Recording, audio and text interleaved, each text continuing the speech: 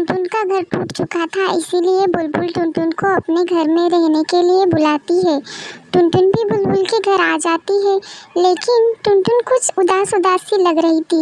उसे ऐसे उदास देखकर बुलबुल उससे बोलती है, अरे टुनटुन, तुम उदास उदास लग रही हो, शायद तुम्हें मेरा छोटा सा घर पसंद नहीं आया।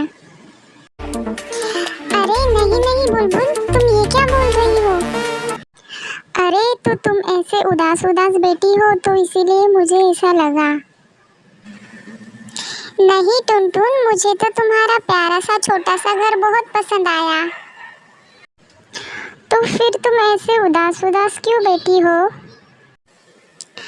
हाँ मैं उदास हूँ, पर इसका मतलब यह नहीं कि मुझे तुम्हारा घर पसंद नहीं आया।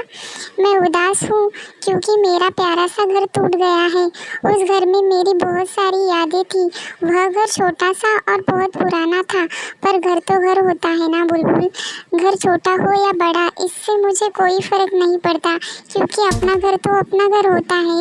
वह छोटा हुआ तो क्या हुआ, घर हमें रहने के लिए जगह देता है, हमें हवा धूप बारिश से बचाता है।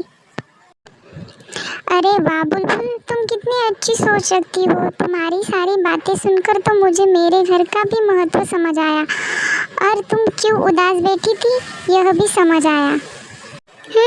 तो मैडम अब समझ आया है, तो चलो अब तुम्हारा प्यारा सा घर तो दिखाओ मुझे।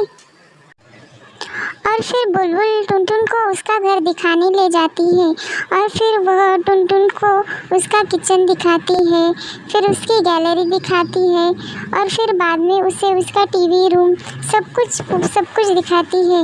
और फिर यह सब देखकर टुनटुन बुलबुल से बोलती है, अरे तुम्हारा घर तो बहुत सुंदर और साफ है, मुझे भी घर बनाना है, तो मैं भी तुम्हारी तरह ही घर बनाऊंगी और उसे तुम्हारे घर की तरह ही सुंदर और साफ रखूंगी।